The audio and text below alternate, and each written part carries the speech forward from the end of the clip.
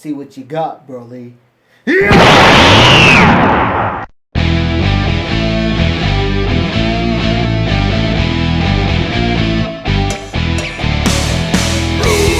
legend first began in 1993. Hey guys, the Black Critic Guy, and you'll never believe it. I don't believe it myself, but I'm back with a brand new review! Yeah, it's been a while, hasn't it? In fact, it's my first review of the new year. And what fitting film to be my first review than the anime film Dragon Ball Super Broly, Broly, Broly! So Dragon Ball Super Broly is the origin story of, you guessed it, Raditz. Finally, we got that origin story to Raditz that we've always wanted. Nah, I'm just kidding. It's obviously the origin story of Broly, a young Saiyan with immense, untapped power who was left for dead on a desolate planet with his father for many years until they were discovered by some of Frieza's men, brought to him, enlisted into Frieza's army, and forced to face off against Vegeta and Goku. Yeah, that's it. But were you expecting a complex, deep story in a Dragon Ball movie? I mean, come on. Now, like most of you who grew up on Dragon Ball Z, I too found the character of Broly to be one of the coolest, toughest, and most badass characters slash villains in the Dragon Ball Z universe. However, for as physically dominant and immensely powerful as Broly was, he simultaneously was also incredibly weak. And I'm not talking about his physical strength or prowess or even his charisma on screen. I'm just talking about the character in general. Really sit back and think about the original Broly.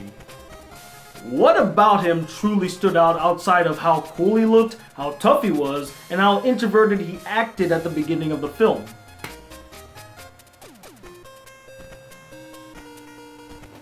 Exactly. In fact, dare I say it, and I know I'm gonna get so much hate for saying this because he's such a popular and beloved character,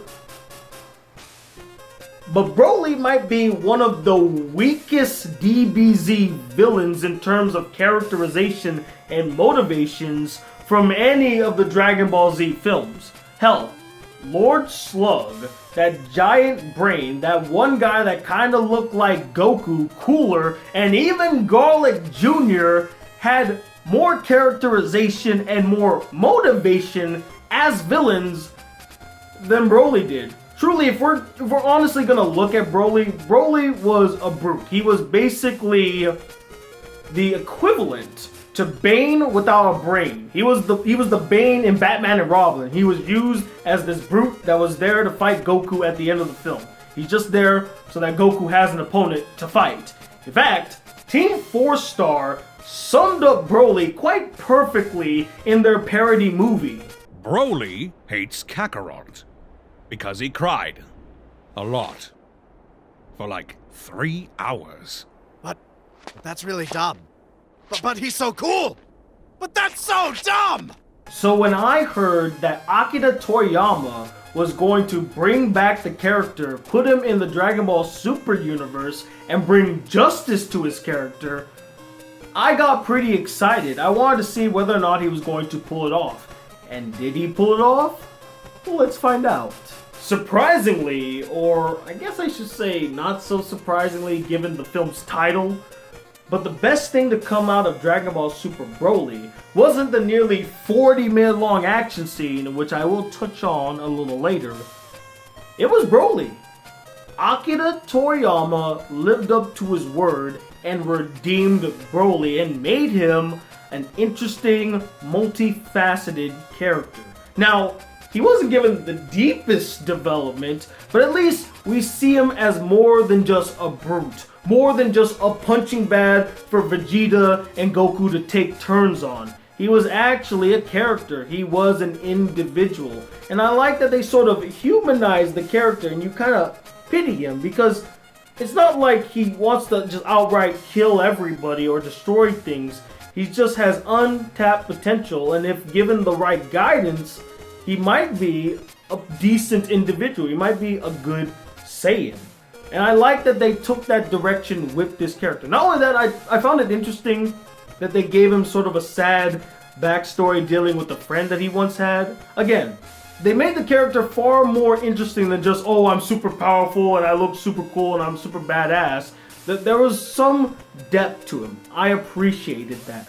For the most part, I found the action to be quite exhilarating and epic to watch. Seeing the Saiyans exchanging blow after blow, the way that the camera would move when they're like tossing each other, throwing themselves around. It's just a hell of a fun time to watch these characters fight amongst each other. And the vivid colors, the screaming, the energy blast. I mean, that's top notch Dragon Ball action. And adding to the action's intensity and excitement was the musical score, which was as riveting and engaging as the action scenes it accompanied. Particularly two tracks. One was called Kakarot vs. Broly, where you hear chants in the background saying, Kakarot, Kakarot, Broly, Broly. I love the chanting. I love the bass. I love how bombastic it is. Again, it just hypes you up to want to see this scene, this action moment just unfold in front of you. Outside of Broly and all the original characters from the series, there was one more character that caught my eye that I truly enjoyed, and that was the character Chilai. I don't know if that's how you pronounce it. If not, I apologize. But my goodness, for the short amount of screen time that this character is given, she makes the most of it. Every scene that she's in, she always caught my attention. She's playful, interesting, and kind-hearted. I loved her relationship with Broly. I love the fact that out of all the characters in the film, she sees him for what he truly is and tries to connect with him on a much more deeper, emotional, personal level. I know they were kind of hinting at a possible romance. I don't really care if it's a romance or not. I just like their relationship. It's really nice. Speaking of nice, I also like the way that they drew the character of Chilai. They really put a lot of emphasis on some of her assets. And I know that this next part might kind of be seen as a spoiler because the trailers never really gave it away, although I kind of knew that this individual was going to be in the film. But for the sake of those who don't know, I'm going to give you a spoiler warning right now. Go to this number to skip this part. Now that they skipped this part, it was so good to see Gogeta again. I have not seen Gogeta since the early 2000s. And I was just so delighted. I'm like, finally, they brought him back. He was one of the coolest characters in the Dragon Ball universe. And the only time that Goku and Vegeta actually do the fusion dance. So I was so happy to see Gogeta. Not only did we get to see Gogeta, but we got to see Super Saiyan God, Super Saiyan form of Gogeta. And it looks spectacular. That guy is so cool.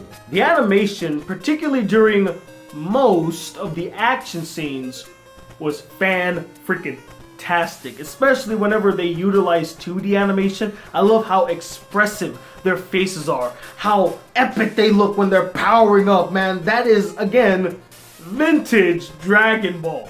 I will say though that I did find it kind of weird how many close-up eye shots there were in the film. I mean, there was a shit ton of them. You could almost have a drinking game for how many times they either zoom in or have a close-up of somebody's eyes as they're staring devilishly or angrily into the camera. I get that they're trying to show how angry or intense a character is, but Jesus, I mean, you did it like, what, 30,000 times throughout the film? The voice acting was great.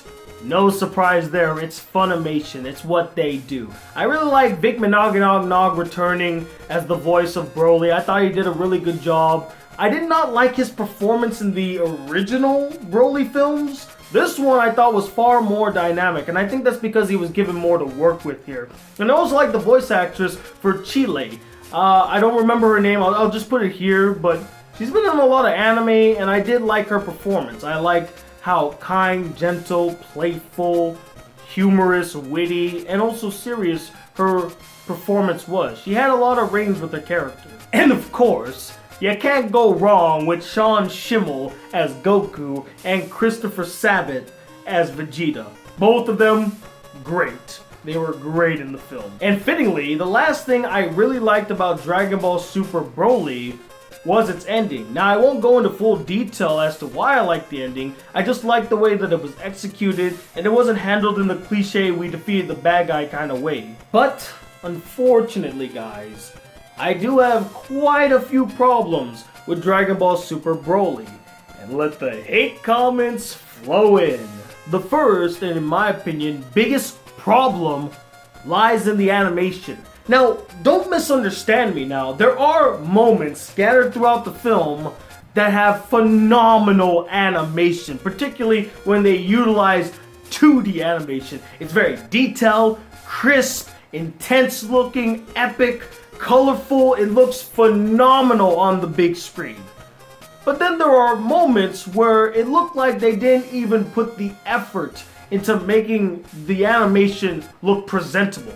Like, there's this one moment where Goku and Vegeta go visit Piccolo, and I felt like I was watching a totally different movie. And it would even cut back to Broly in the Arctic and back to Goku and Vegeta with Piccolo, and you could tell the difference in animation quality. It was so distracting. And that's not even mentioning the out of place 3D animation throughout the film. There are moments where you didn't even need 3D animation, yet they just threw it in because I guess what, it was easier to render a 3D image rather than to draw the image in 2D form.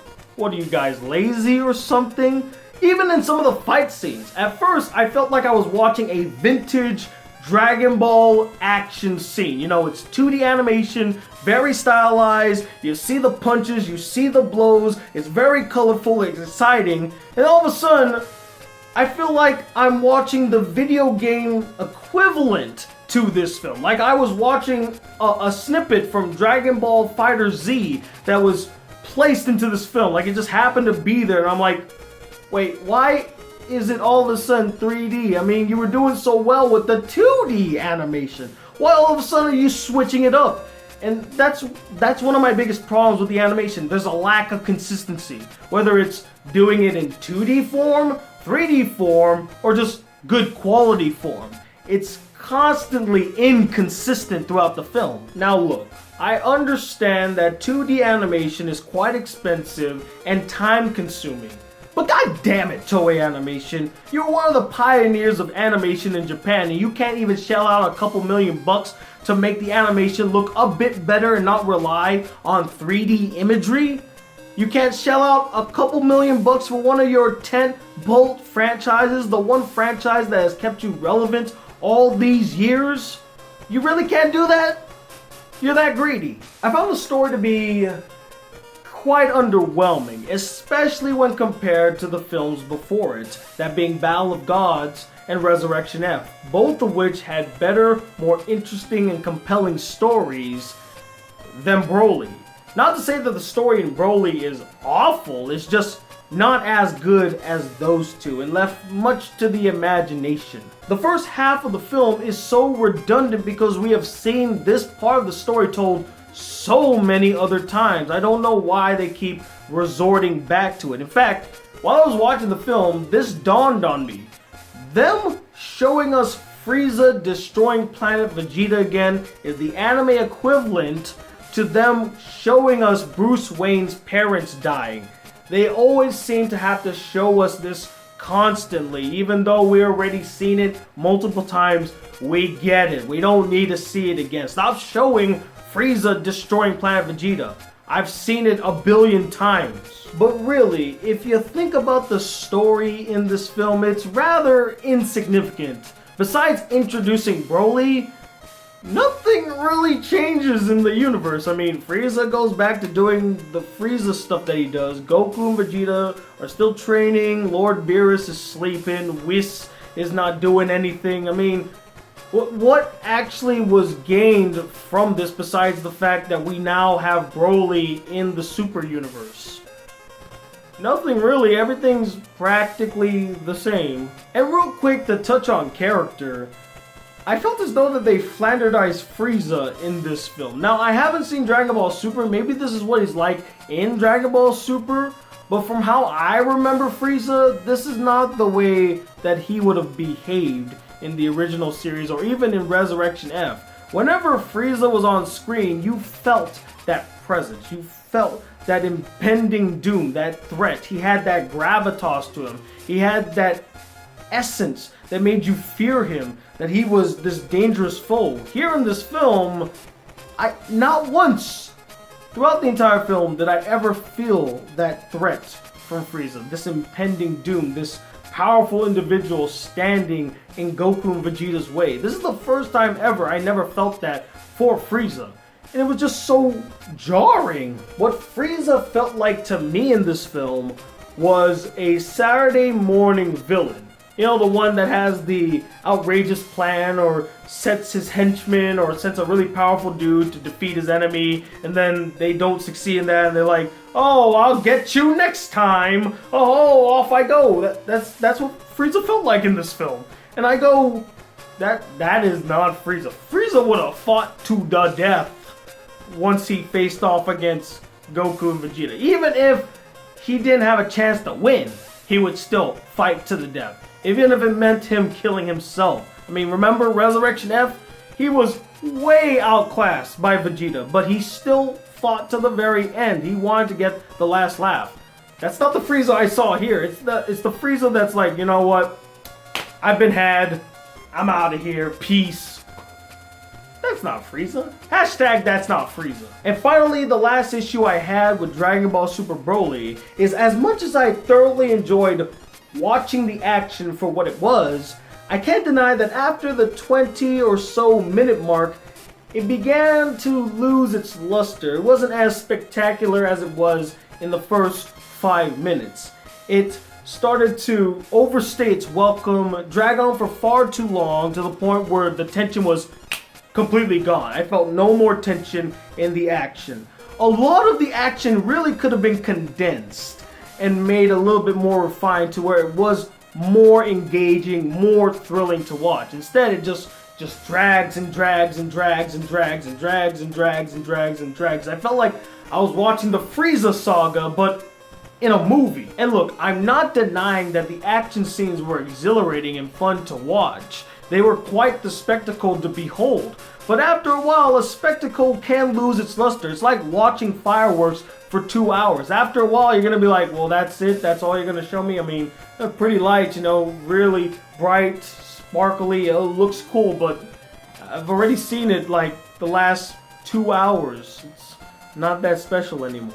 Same thing applies to the action here. But despite all the film's flaws, overall, I still enjoyed watching Dragon Ball Super Broly. The action was fun, I still enjoyed the characters, it was great to see them back on the big screen, the voice acting is great, and the film was able to accomplish what it set out to do, which was redeem the character of Broly, and they did that in flying colors, and for that, I applaud them.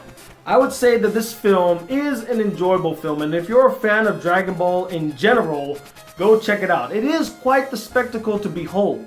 But as always, guys, I'm not the end-all be-all opinion when it comes to Dragon Ball Super Broly. I would love to know what you guys thought of this film as well. Did you love it to death? Is it your favorite Dragon Ball film to date? Or did you find it really boring, dull, unimaginative, unoriginal? How dare they treat Broly like this? And let me know who is the best villain in a Dragon Ball film. That'd be Dragon Ball, Dragon Ball Z, Dragon Ball GT, Dragon Ball Super, what have you. Comment below, let me know. And of the 3 films that came out in this past stretch of years, Battle of Gods, Resurrection F, and Broly, which one was the best? In my personal opinion, the best one, and probably one of the best Dragon Ball movies, was Resurrection F, because it did everything right. It incorporated all the characters. It wasn't just the Goku and Vegeta show. It was everybody. Everybody was there. Everybody got to participate. It mixed humor and action very well, and it was just a really well-told story. That, in my opinion,